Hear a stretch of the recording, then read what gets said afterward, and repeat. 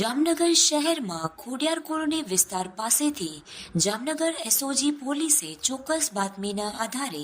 બે મહિલાને 1.5 કિલો ગાંજા સાથે ઝડપી પાડી છે. બંને મહિલા પાલનપુરની રહેવાસી છે અને અહીં બહારીવાસમાં મહિલાને ગાંજો આપવા માટે આવી હતી એવું જાણવા મળ્યું છે. જામનગરના ખોડિયાર કોલોની વિસ્તારમાં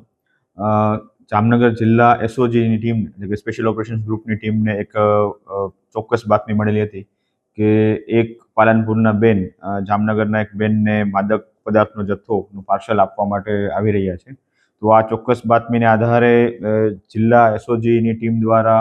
સદર જગ્યાએ વોચ રાખી અને આ જે બાતમીવાળા બેન એટલે કે જેનું નામ છે હંસાબેન વાઇફ ઓફ કરણભાઈ વઢિયાર જાતે બાવરી પાલનપુરના જે છે અને જે શોભાબેન મનોજભાઈ બાવરી જે જામનગરના છે, આ બંને બહેનોને આ માદક પદાર્થનો જથ્થો 1 કિલો ને 600 ગ્રામ જેટલો ગાંજાનો જથ્થો છે એની સાથે પકડી પાડેલા છે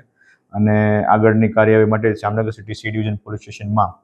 એનડીપીએસ એક્ટની કલમ 8C 20B2B અને 29 મુજબનો ગુનો દાખલ કર્યો છે અને આ બંને આરોપીઓને અટક કરી અને આગળની કાર્યવાહી શરૂ કરેલ છે.